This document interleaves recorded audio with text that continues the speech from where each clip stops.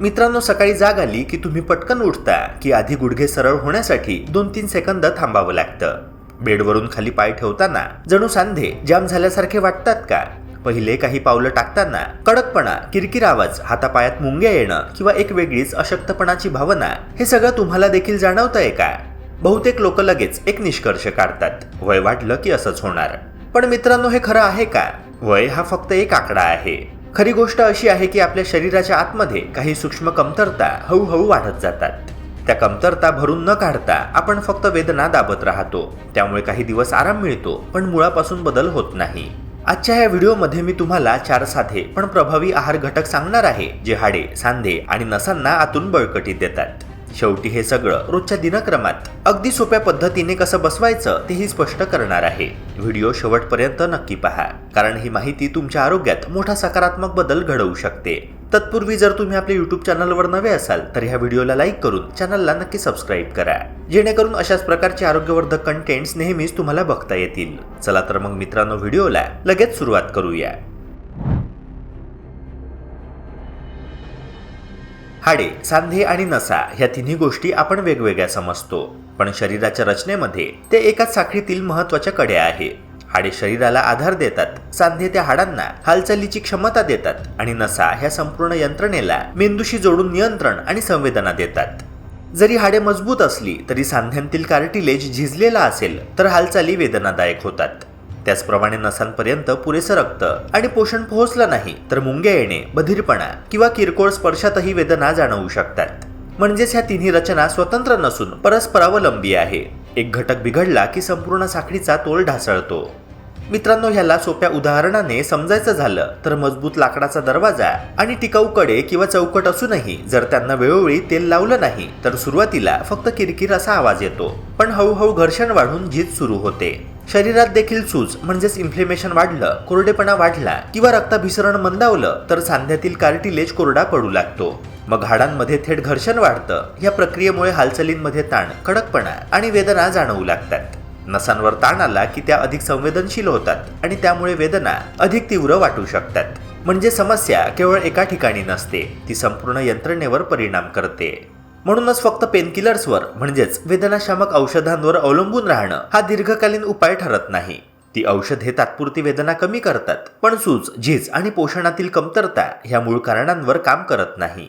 शरीराला आतून सक्षम करण्यासाठी असा दृष्टिकोन आवश्यक आहे, जो सूज कमी करेल, रक्तप्रवाह सुधारेल आणि नसांना योग्य पोषण देईल. योग्य आहार, संतुलित जीवनशैली आणि नियमित हालचाल ह्या गोष्टी एकत्रितपणे ह्या संपूर्ण प्रणालीला बळकटी देतात. जेव्हा आपण ह्या तिन्ही घटकांकडे एकत्रितपणे पाहतो तेव्हाच खऱ्या अर्थाने टिकाऊ आरोग्याची पायाभरणी होते.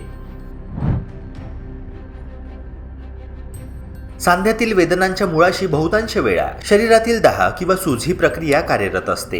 ही सूज सुरुवातीला जाणवत नाही, पण आतून कार्टिलेजची झीज वाढवत जाते, सांध्यांमधील लवचिकता कमी करते आणि नसांना अधिक संवेदनशील बनवते. त्यामुळे अगदी साध्या हालचालीतही वेदना, कडकपणा किंवा जळजळ जाणवू शकते.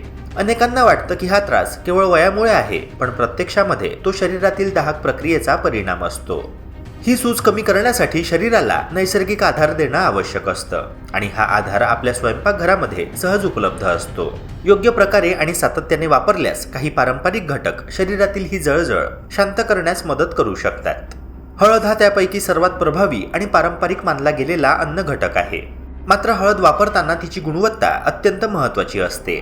भेसळयुक्त किंवा निकृष्ट दर्जाची हळद अपेक्षित परिणाम देत नाही. शक्य असल्यास शुद्ध, विश्वसनीय स्रोताची हळद वापरावी. कच्ची हळद हंगामात उपलब्ध असेल तर ती किसून किंवा वाटून वापरणे अधिक फायदेशीर ठरू शकते. संपूर्ण म्हणजेच साबूत हळद घेऊन घरीच पूड करून वापरणे हा देखील उत्तम पर्याय आहे. काही विशेष जातींची हळद, जसे की उच्च दाहशामक गुणधर्मांसाठी ओळखली जाणारी विशिष्ट प्रकारची हळद औषधी उपयोगासाठी अधिक परिणामकारक मानली जाते. गुणवत्तेची निवड हीच उपचाराच्या परिणामकारकतेची पहिली पायरी असते. हळद ही फक्त चवीसाठी वापरायचा मसाला नसून ती एक औषधी अन्न घटक आहे. तिच्यातील नैसर्गिक दाहशामक गुण शरीरातील सूज कमी करण्यासाठी मदत करू शकतात. रात्री झोपण्यापूर्वी कोमट दूध किंवा कोमट पाण्यामध्ये अर्धा चमचा हळद आणि 1 चिमूट काळी मिरी घालून घेतल्यास तिचे गुण अधिक चांगल्या प्रकारे शोषले जाऊ शकतात. रात्री शरीर दुरुस्तीच्या प्रक्रियेत सक्रिय असताना हळद शांतपणे आपले कार्य करत राहते, ज्यामुळे सकाळी उठताना कडकपणा काही प्रमाणात कमी जाणवू शकतो. पण मित्रांनो, हा तत्काळ चमत्कार करणारा उपाय नाही. 2-4 दिवसांमध्ये मोठा फरक जाणवेलच असं नाही, पण सातत्य ठेवल्यास शरीरामध्ये हळूहळू सकारात्मक बदल घडू लागतात. वेदना तात्पुरती दाबण्याऐवजी तिच्या मुळाशी असलेल्या सूज प्रक्रियेवर काम करणे हाच ह्या सवयीचा खरा उद्देश आहे. मित्रांनो, तीळ हे दिसायला अगदी छोटे असले तरी त्यांच्या आत दडलेली पोषण शक्ती अत्यंत मोठी आहे. हाडांच्या आरोग्यासाठी आवश्यक असलेले कॅल्शियम, मॅग्नेशियम आणि काही महत्त्वाचे खनिज घटक तिळांमध्ये नैसर्गिक स्वरूपात आढळतात.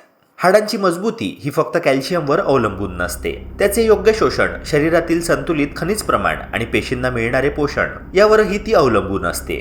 वय वाढत गेल्यावर हाडांची घनता कमी होण्यामागे केवळ आहारातील कमतरता कारणीभूत नसते, तर शरीरातील वाढता कोरडेपणा, कमी होणारी लवचिकता आणि झपाट्याने होणारी झीज ही देखील महत्त्वाची कारणे असतात. अशावेळी तिळांसारखे पोषक अन्न घटक शरीराला आतून आधार देऊ शकतात.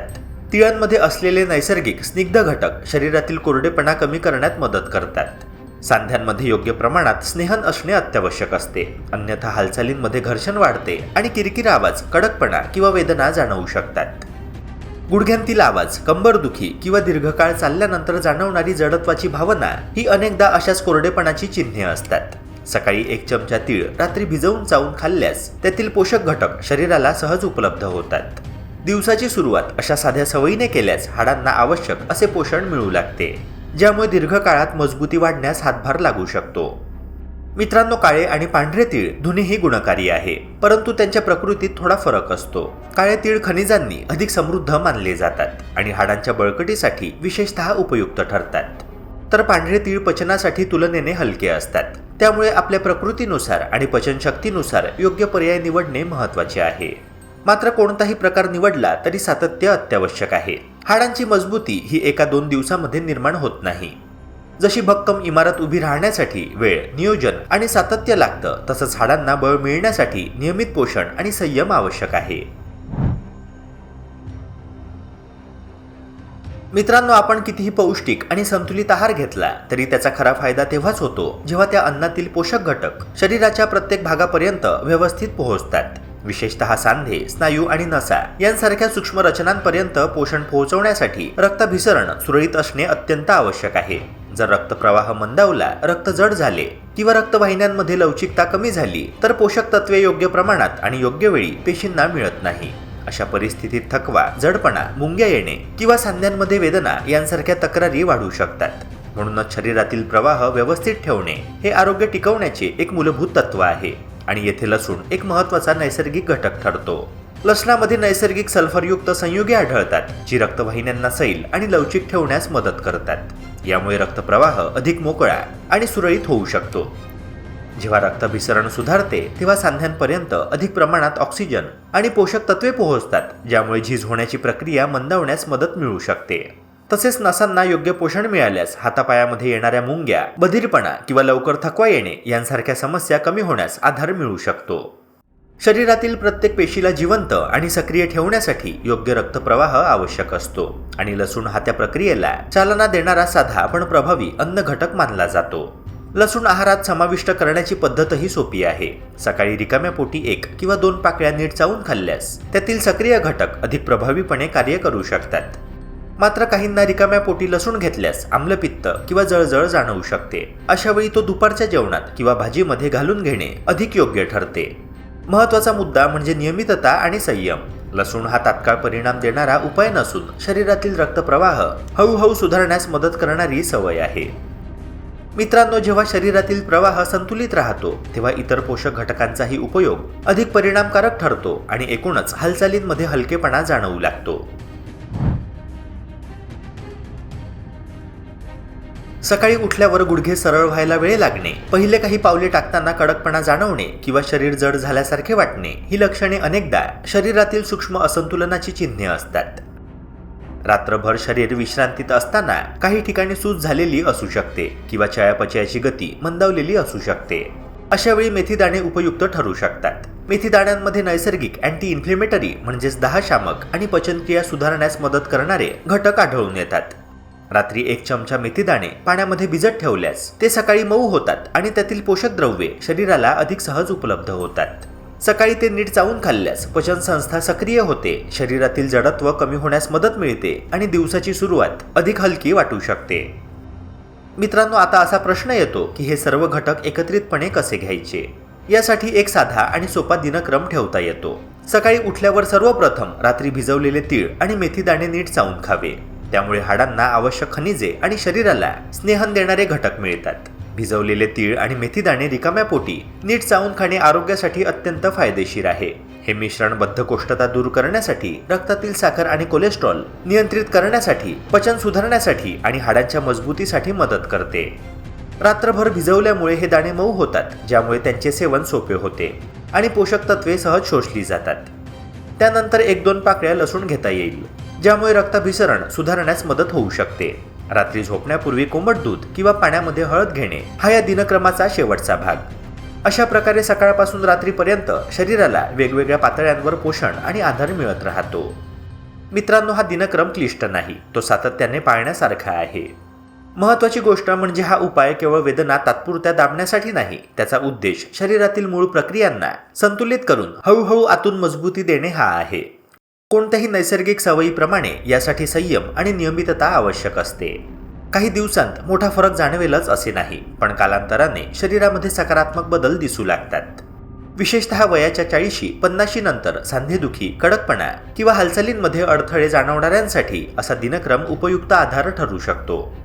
योग्य आहार, नियमित हालचाल आणि सकारात्मक जीवनशैली यांसोबत ह्या सवयी जोडल्यास दीर्घकाळासाठी शरीर अधिक सक्षम राहण्यास मदत होऊ शकते.